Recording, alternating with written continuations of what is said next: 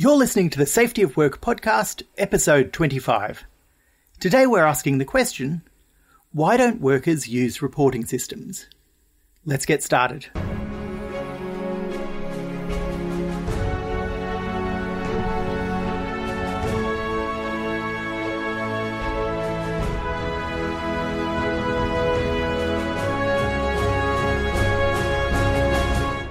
Hey everybody.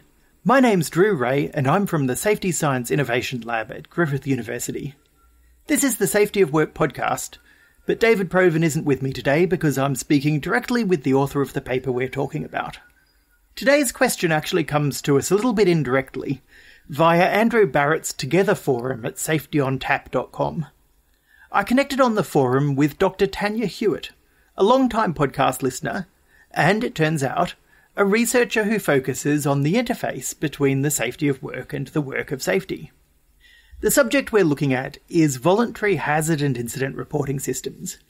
We're not talking about accidents here, but about the little things that go wrong, near misses or dangerous details that show that things are not as safe as they could or should be at the front line.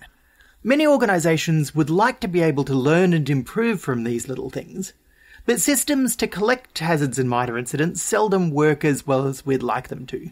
This is a really good illustration of the disconnect between the lived experiences of frontline workers and the well-intentioned but awkward ways in which safety practitioners try to help. So the paper we've chosen is called Fix and Forget or Fix and Report, a qualitative study of tensions at the front line of incident reporting.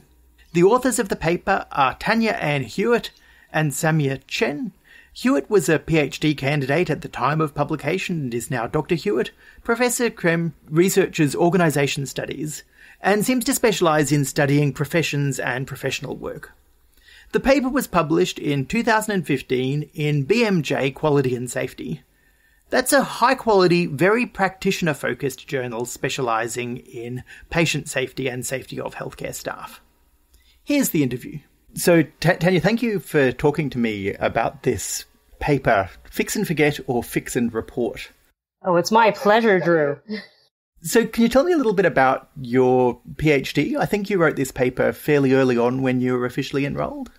It was actually the second paper of my PhD, but just a little bit of background on my PhD. I actually don't have a background in this from my bachelor's. I have a bachelor's in physics and a master's in physics as well. So I changed direction once I started to go to some talks and learning experiences where I noticed that people were uncomfortable when they started to get around topics that were not so technical.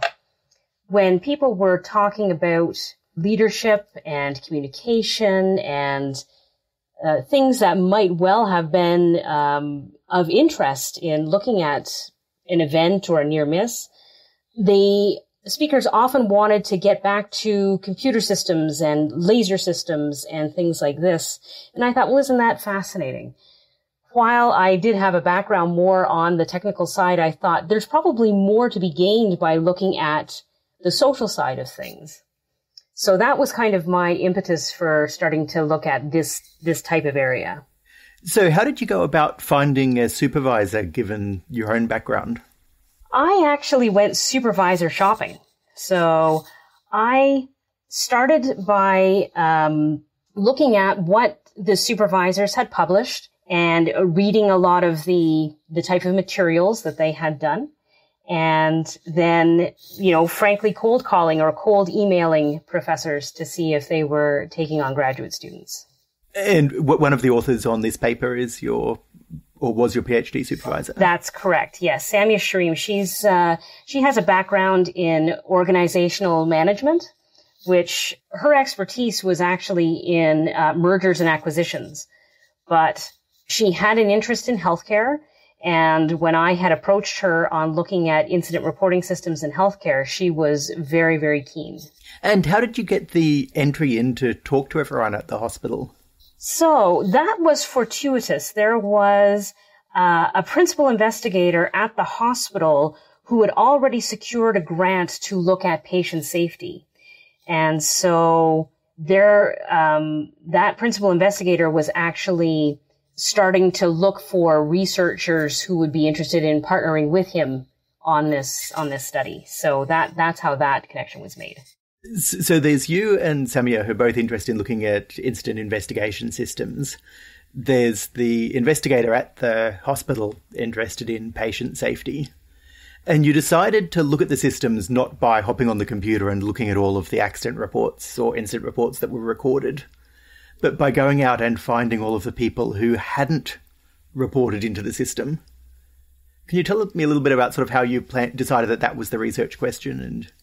So we were actually, I don't know if we were driven by, who is reporting and who isn't reporting. It was, healthcare is a very difficult, especially in these days. I sympathize with anybody who's doing this type of a study today because, with the emphasis of the healthcare systems globally focusing on, fighting COVID-19, I'd be surprised if this kind of study could be done right now.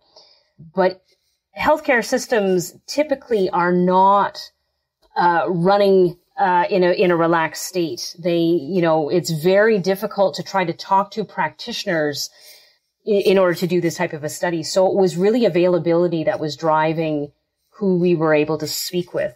And it just so happened that in the people that we spoke with, and that was almost as random a sample really as you could find because we were just looking for who was available at a certain time. And some people had extensive reporting experience and others had zero reporting experience. So it was just the way that this so-called availability sample was able to afford us this kind of information. And how does that work practically? Were you sitting in an office in the hospital, sending emails, trying to get meetings, or were you sitting in the break room just grabbing people as they came off shift? So a bit of both. It depends. So we started with a nursing manager and spoke with the nursing manager who then would help us talk to somebody else. So snowball sampling is a technique where you would ask the person whom you just interviewed, is there anybody else that I should be speaking with?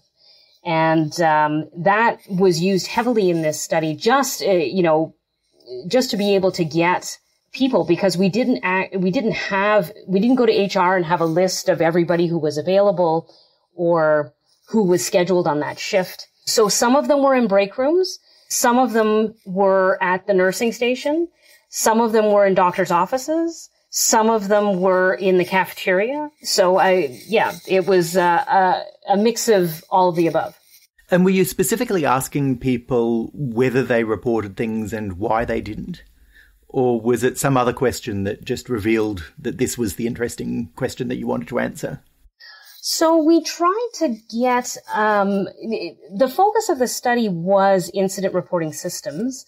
We were interested in reporting behavior. So we did ask questions about reporting. Did they know that there was a reporting system? Did they ever use the reporting system? When would they use the reporting system?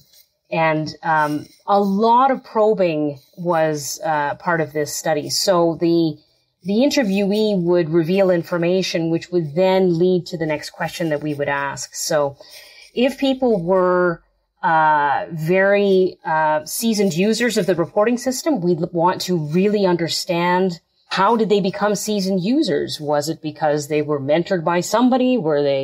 Did they just see the value in it? What were their motivations? Versus people who, I've reported maybe 2 things ever, and we'd want to try to explore that. Like what was worthy of being reported was a very interesting question for us. So I'm interested in these seasoned users. They don't come up a lot in this particular paper. What sort of things are they reporting, and why are they finding the system useful or part of their life? So in this paper, this was restricted to the first part of the study. I had looked at another area of the hospital in obstetrics for the second part of the study. This first part was in general internal medicine. And obstetrics has a much longer history with reporting than general internal medicine. It was more of a discipline-driven one than a hospital-driven history. And that alone accounted for a lot in terms of the use of the reporting system in obstetrics. So when you say discipline-driven, you mean they just considered it part of their work to use the reporting system? So when we explored this more in depth, we actually realized that delivering babies is a highly litigious field, and the field of obstetrics and gynecology had recognized that if they didn't get a handle on this, they might not be able to survive as a practice, because the lawsuits were just going to bankrupt the entire discipline. So that was a very interesting finding of why reporting systems were introduced so early there. So it's not that the reporting system helps them directly with patient safety. It's that they report because the record keeping is a defensive act that builds up a record that they can use in case of blame or litigation. Now, it depends perhaps on who you talk to. So another phenomenon we were looking at is the difference between doctors and nurses reporting. The doctors were far more on the litigation and protection and professional liability side. The nurses were far more on being able to help my patient, being able to make things better. I can remember a number of nurses seeing much value in using the reporting system because they saw things happening once they reported them. So that sort of leads into then these people who don't report. And correct me if I'm mischaracterizing, but there are sort of two things that are going on here. One of them are things that are so infrequent, or that people at least consider to be once off, that there's no point in reporting it because, well, it happened once, I fixed it, it's never going to happen again. And then the other one is things that are so chronic that there's no point in reporting them. Well, these are just a normal part of life, I work around them. What's the point in reporting every single time it happens? Yeah, that's a good characterization. Yes, that's right. So could you tell me a little bit about each of those things? So with the ones that just seem to happen once, it seems to be that people thought that if there was no harm arising and the situation had been successfully resolved, then there was just no utility or no point in reporting? That's right. A lot of the people who gave us that information believed the reporting system was in order to get something fixed. So that, say there's a mechanical issue with a ventilator or an infusion pump, that's when you use the reporting system. So that's the mechanism of communication to get somebody up here to fix it. But that was the mental model they had of the reporting system, as opposed to some other people who also were in that paper who recognized that this can contribute to organizational learning. Therefore, even if the immediate problem was solved, this fix A is only known to me. Maybe other people have to know what this fix is. And B, if there is a problem, maybe I'm not the only one encountering it. So it really should be into the organizational repository so that this can be looked at from a wider perspective. So there's a strong hint in what you're saying, and I think this is a fair characterization of how a lot of people look at incident reporting systems. The system is there for the organization to learn, and the individuals using it are sort of contributing to that organizational learning. And so it's almost like optional extra work that they have to do. They're not seeing an immediate benefit themselves, but they're feeding into something that ultimately helps the whole organization. Is that how the patient safety people at the hospital saw the system, as something that is about organizational learning? I think that's fair to say that was the messaging. But as you, I think, recognized, this was often seen as a duplication of effort by a lot of the people who were expected to report, because a lot of what they would be reporting would be put into the patient chart anyway. If something bad happened to the patient, it's going to be in the patient chart.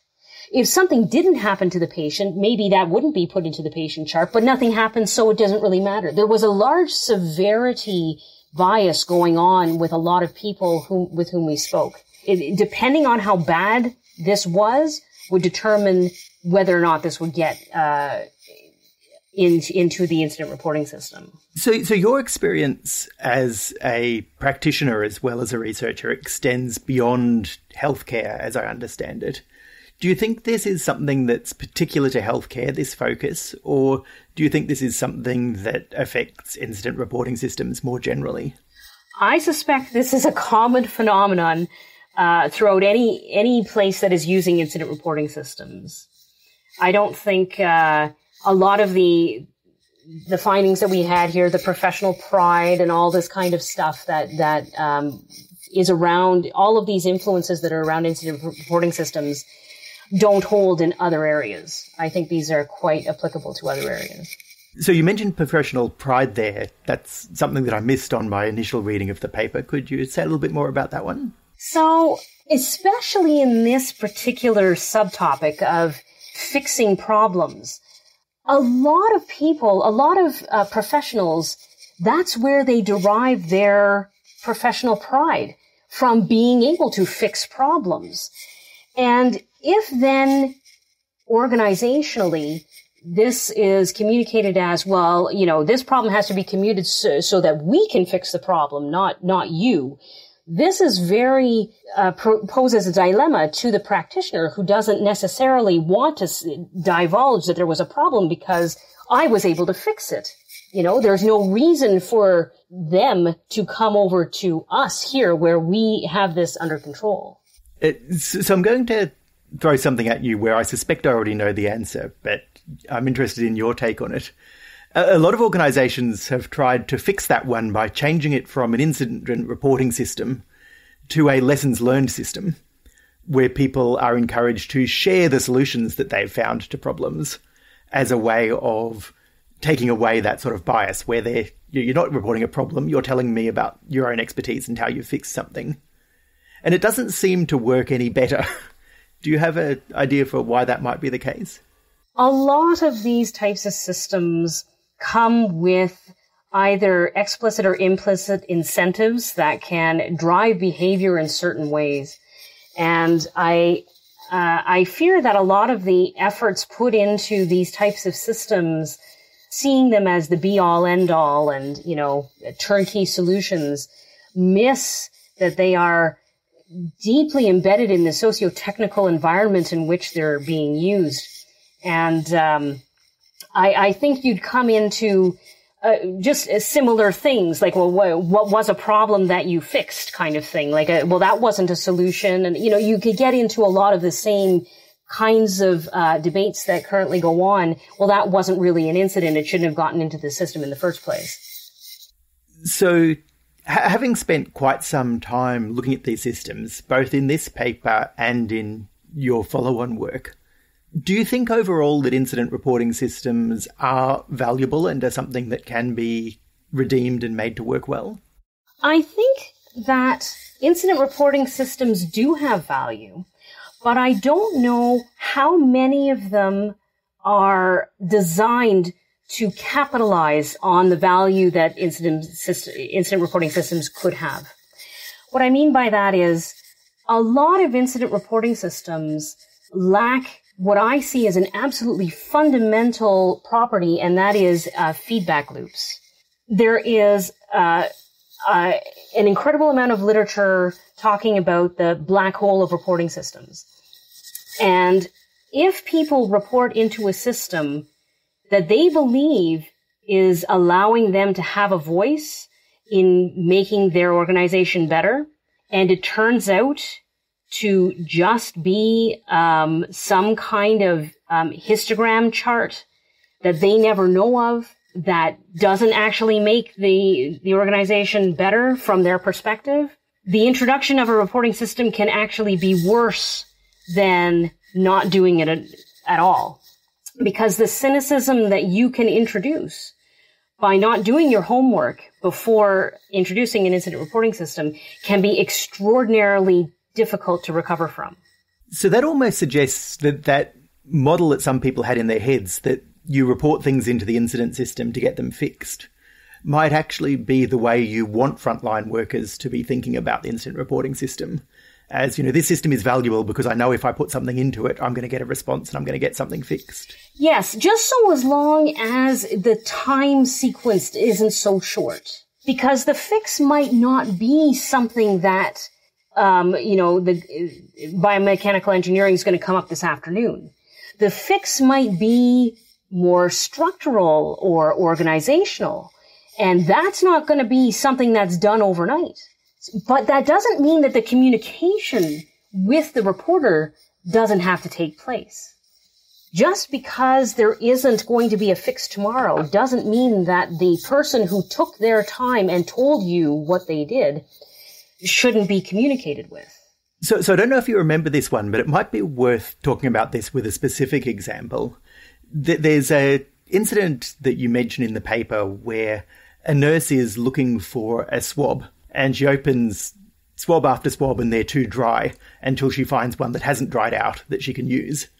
And because she's got to the point of finding one that she can use, she doesn't report into the reporting system the fact that all of the previous ones were dry. And I think you sort of hint in the paper that that's the sort of thing where she doesn't need it fixed now. She doesn't need to have someone come and immediately give her a swab. She's managed to find one. She can keep going. But possibly there is something that the hospital can learn here so that next time she doesn't experience this frustration.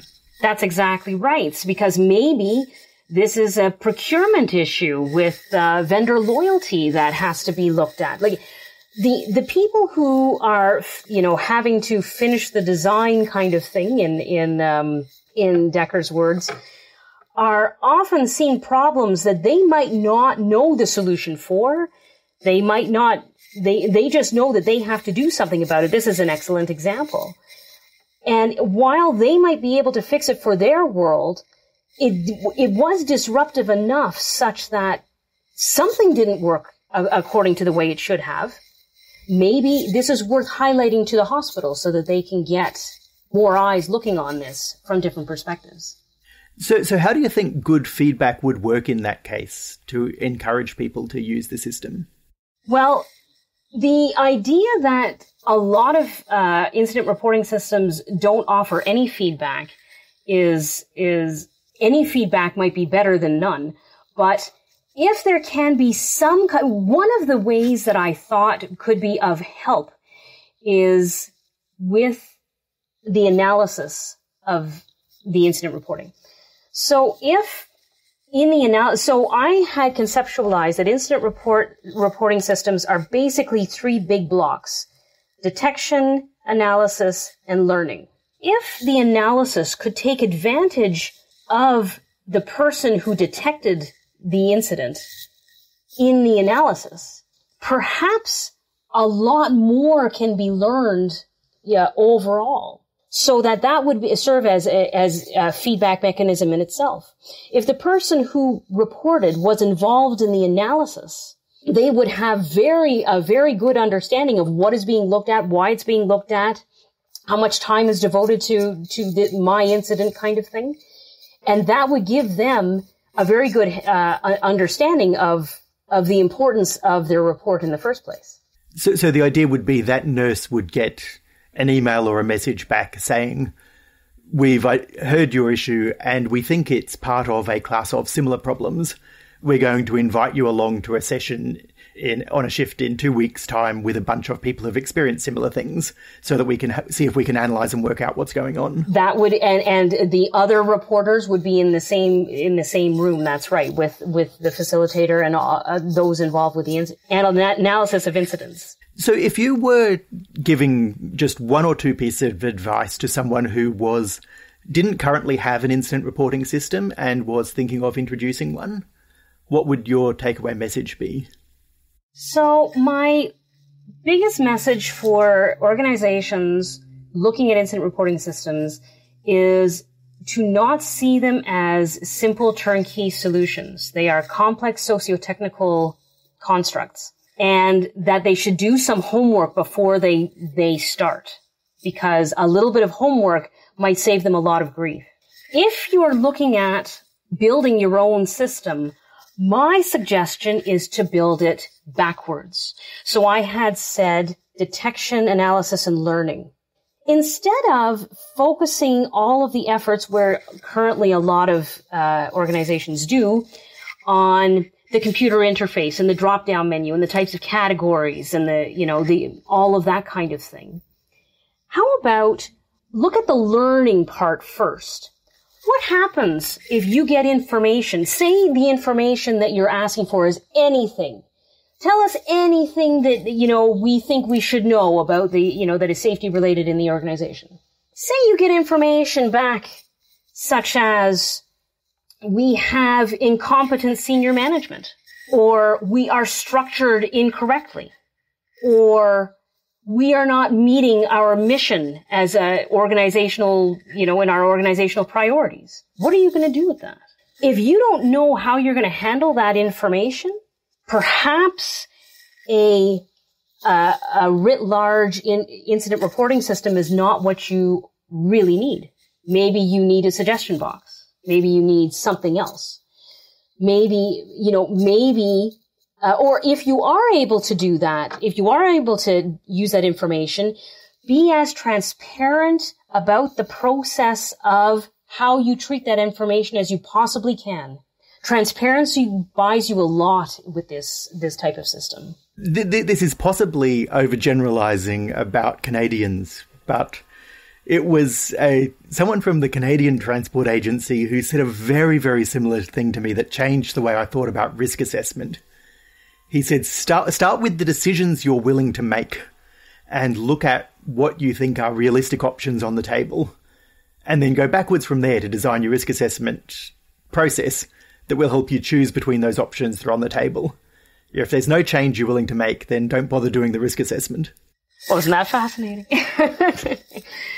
But I do honestly believe that if you're looking at introducing an incident reporting system, A, do a little bit of homework first, and B, think about why you want it in the first place. Really have the purpose for the incident reporting system be central to how you're going about introducing it in your organization. So it's a slightly harder one. If you're in an organization that already has an incident reporting system that's been around for a long time and you feel that it's not working well, what would be your advice for the first step to take to try fixing it? So I might start with what I had just said. Why do you have this? Perhaps the reason why you got it has long since expired, and maybe this is just some kind of a routine thing that you're doing now, and you're not even questioning its utility anymore. I think if you don't have a use for doing something, that's a good opportunity to question why you're doing it at all. If though you are getting some value from it, but not as much as you might be, you could start looking at what instructions are people being given, what capacities are they being given? Are they being trained on the reporting system? How are they being trained? What kinds of incidents are you expecting to have in your system? What are you not expecting to have? There's all sorts of who's allowed to report on whom and where and what and there's all sorts of rules that I've seen for a bunch of different reporting systems. How complicated do you need to make this? Be transparent about everything post pressing send on your incident reporting system. People should know how their data is being treated. Not necessarily, in intimate details, but they need to have a very good idea of who's allowed to see the data and if there's expiration dates on things and, these types of questions can be asked. How are you analyzing the data? What are you giving attention to? How are you prioritizing? These are other questions that could be very helpful in a stale incident reporting system. And then most importantly, if you do have reports coming in and you are analyzing them, what are you doing with that analysis? Are you actually using the information to drive organizational improvements? And if you're not, you really should question why you have the incident reporting system in the first place. So there's one thing that you say right at the end of the paper. You say you've got these fix and forget people who are obviously very practically useful to the organization because they're finding problems, they're dealing with them, they're getting on with it. But you've also got these fix and report people who do the same thing when it comes to resolving the problem, but they also use the systems and share the learnings. And you've suggested that somehow there's something we can do with finding these people and getting them to informally train other people in the utility of using the system. So I am leveraging heavily on Hallnagel's Group Eto efficiency thoroughness trade-off system. When he describes Group Eto and talks about everybody being efficient and nobody being thorough, he suggests you don't need too many who prioritize thoroughness over efficiency in order to rebalance the system. So I was thinking that perhaps in the same spirit, if you can have a few of these people ensuring that you have coverage kind of thing, perhaps you'll be able to rebalance the system because you'll have people who are prioritizing reporting, not to the exclusion of patient care, but ensuring that the organization knows what it needs to know, but that not everybody is overburdened with filling out incident reports. So you don't actually need every incident of fixing to be reported. You just need enough of them so that the organisation is aware of the problems and can do something about it.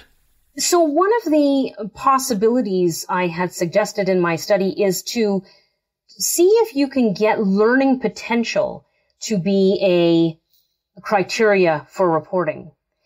What are we actually going to learn from this?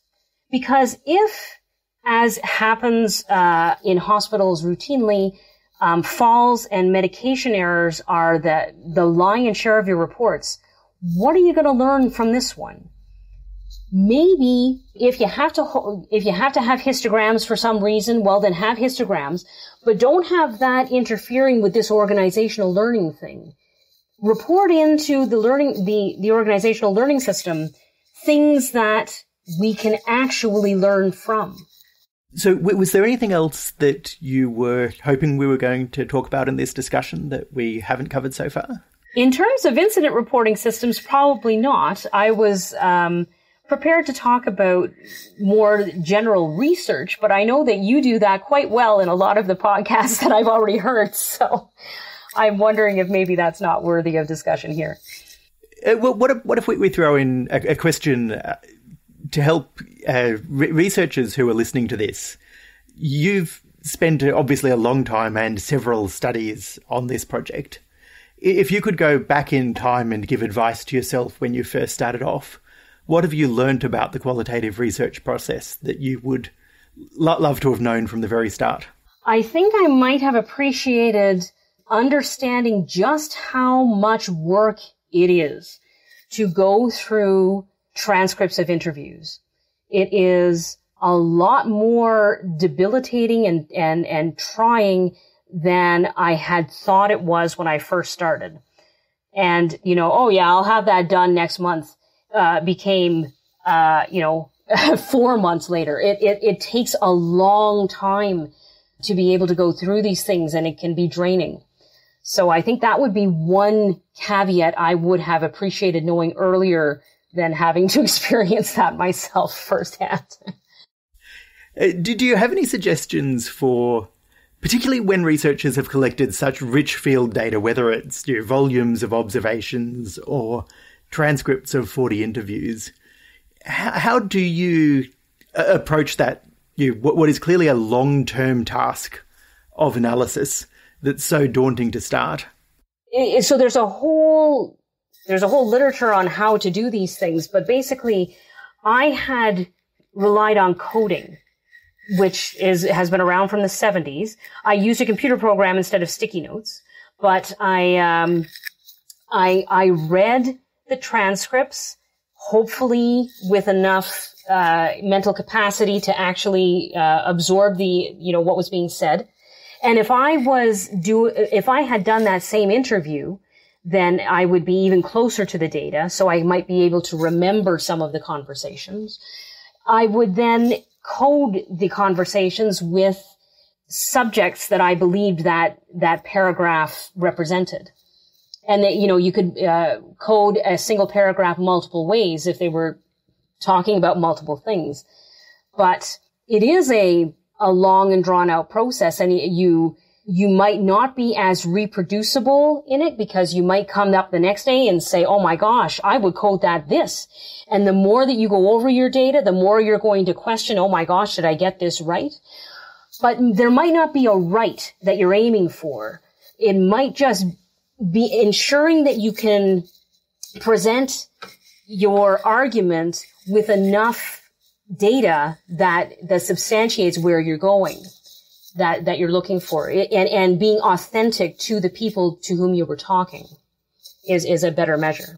So one thing that I love about this particular paper is that you've pulled out just one particular, don't know whether you'd call it a theme or maybe a level up category, that's just a simple, easy to explain thing that you noticed was going on, where you had lots of examples of that thing, and you could just discuss what was happening simply and clearly, separate from the rest of the body of the research. Was that something that sort of happened naturally, or? So when you're talking with people, you can get a multitude of subjects that you could possibly pull from any one interview, let alone 40. And I ended up doing 85. So there were, many different ways I could have gone. So why this one? I just found it fascinating. I just found the idea that people would not see the value in reporting into a reporting system things that they could fix absolutely really, really interesting. So I think that's all I can really say about that. I just found it really something worth exploring. So just find something that is fascinating within the data and build the paper around that. Qualitative data often allows you this luxury. If you are allowing the interviewee to really talk to you, if it's very structured and you are hand-holding the interviewee, you might not have that kind of luxury. There was a paper that I got out of this data that didn't even have to do with incident reporting. It had to do with double checking. And this was because I had enough information from people sharing how they were able to ensure patient safety without writing an incident report. And double checking was one of the mechanisms that they gave. So that qualitative data can be lovely this way, just so as long as you can allow the interviewee to help drive the interview. So we might leave it there. Thank you so much for the time I really enjoyed that. Well, thank you, Drew. This has been delightful for me. I really appreciate it. So that's it for the interview. I'm interested to hear your thoughts, either directly about what Tanya had to say, or about your own experiences with operating or using incident reporting systems. That's it for this week. We hope you found this episode thought-provoking and ultimately useful in shaping the safety of work in your own organisation. Show notes can be found at safetyofwork.com, and send any comments, questions or ideas for future episodes to feedback@safetyofwork.com.